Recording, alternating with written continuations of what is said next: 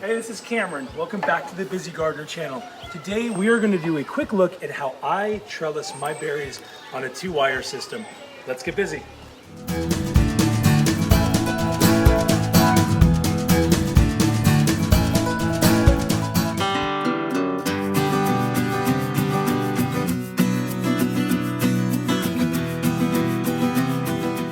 One of our family's favorite things is to come out and get freshly picked berries.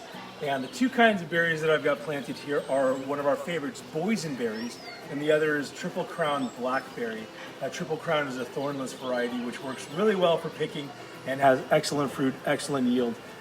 Some people have asked some questions before saying, hey, how do you trellis your stuff? Well, when it comes to berries, I was encouraged to do this type of trellising system.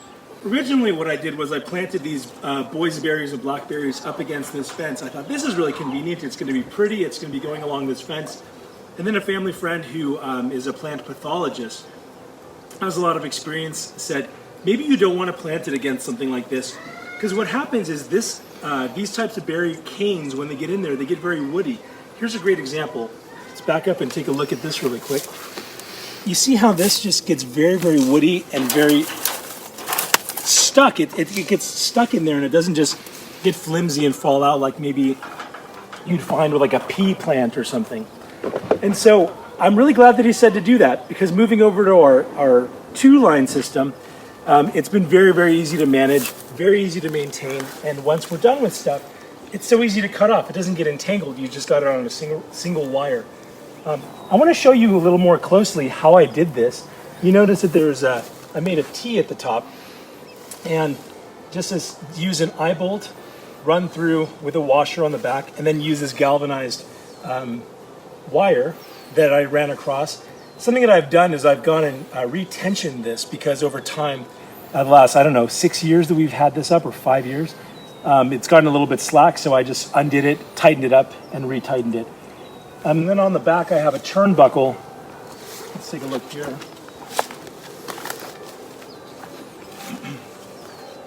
On the back I have a turnbuckle that is running with some wire to like a little cinder block that I put into the ground. And so this is creating some counter pressure and counterweight.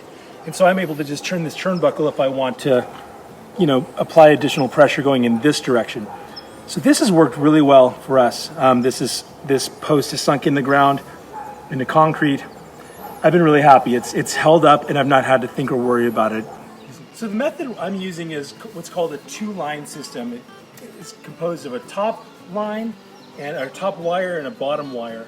And what these are for is when you get the cane coming up, you're able to secure it to the bottom wire, and then if it's long enough, you're able to secure it to the top wire. So the reason that I use 2 sets of this is because both our blackberries and our boysenberries fruit on a 2nd-year wood. They're called flora canes, which means that the first year it grows all of the cane, and then the 2nd year it fruits.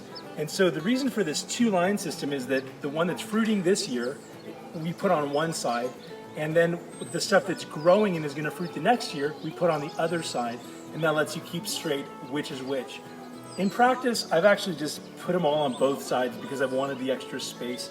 It felt a little bit crowded. But let me just show you quickly how I'm doing this. So what happens is these canes love to run in every direction, especially these boysenberries. They love to run along the ground and will go, and then they'll plant themselves everywhere. So what I do is I pick the cane up using gloves. These are very, very thorny, so I'm not going to actually do it. I pick them up, and then what I do is I just wrap it around. If you look here, you may notice that a couple of these canes are just wrapped around each other. And as I wrap them around, as those fruiting branches come off, they just hang, and the fruit's there to pick. This is the 2nd year I just did this kind of very informal method. Last year the last couple of years I was trying to get really formal and have one go one way and one the other. But I went to a U-Pick berry farm. I did a video on it, Smith Berry Barn. And they just have them all up and just all intermingled, and they're loaded with fruit. And I did that. We were so happy with it.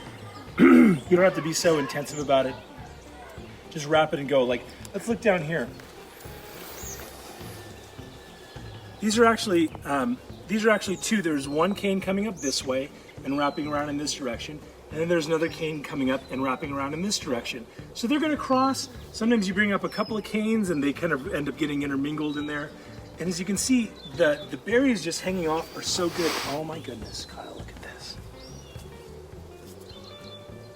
Look how gorgeous that is. This is a boysenberry. Boysenberries, you want them to be these little things. Let's look really close.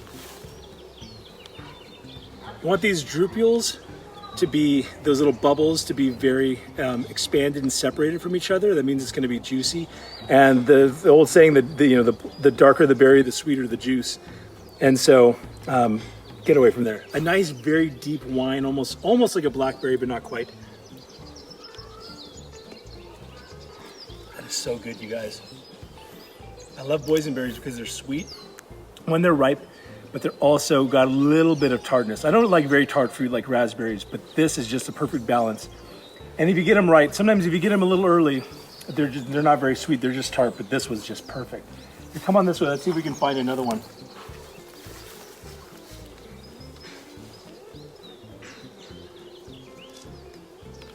Here, let me try this one. This one might be a little light. I don't know if you can see it. Yeah, it looks lighter than the other I one. want it really as dark as you can. No, that was really good too. Here, Kyle, I'm gonna find you one. Oh man. Look at this. Look at these. Okay, so in my estimation, in my experience, these two are like the perfect boysenberry. Plump, juicy. Here, take one, Kyle. Oh, thank you. Oh wow, this does look good. Had a little passenger on it though. I know, this is the two little ants trying to find a way. It's mine. Is that good? It fell apart in my mouth. So perfect. Yeah, boysenberries unfortunately don't keep very well, so you have to eat them pretty quickly, or freeze them and put them in some sort of pie or something like that. But they're just so wonderful to come out and pick fresh.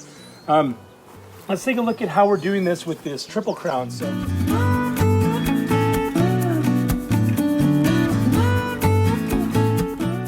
while the boysenberries are just very trailing, they run along the ground. I don't know if you can aim that over here.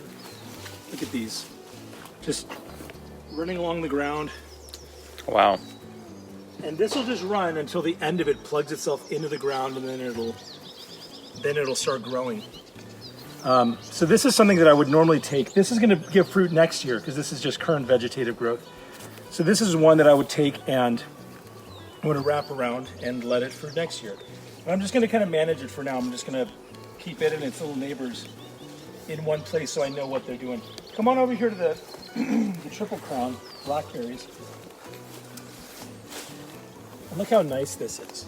Look how nice and thornless. Usually blackberries are very thorny, but these are not. So that makes managing it, picking fruit, very easy. And you can see that this is loaded with fruit. You see bee activity, which I love. Look at all these up here. These are all, look at how plentiful this is this year.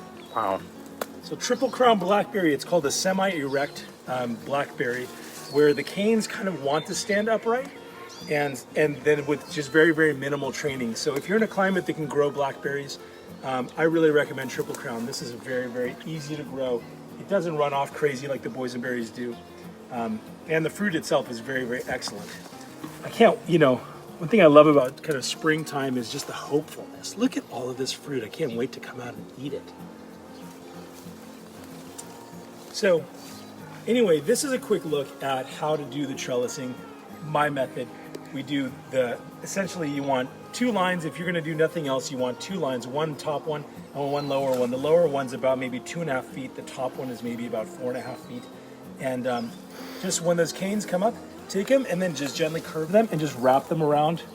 Sometimes I'll use like a tape to hold it, or I have a couple of garden clips to just hold it in place and let it kind of get used to being there. Take the shape of the wire. But this has worked very, very well for us in our environment here. And also the cleanup is very easy because then you just come through, clip it off, really easily comes off the wire, and then you discard of it.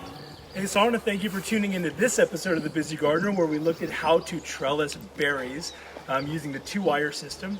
And if you haven't subscribed to the channel, now would be a great time to do it. Hit that button, it's the color of a berry. And hit the little bell next to it that lets you know when new videos are coming up.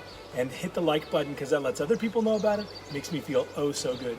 Hey, whether you've got one berry plant, trellis in your orchard, or 500, until next time, stay busy.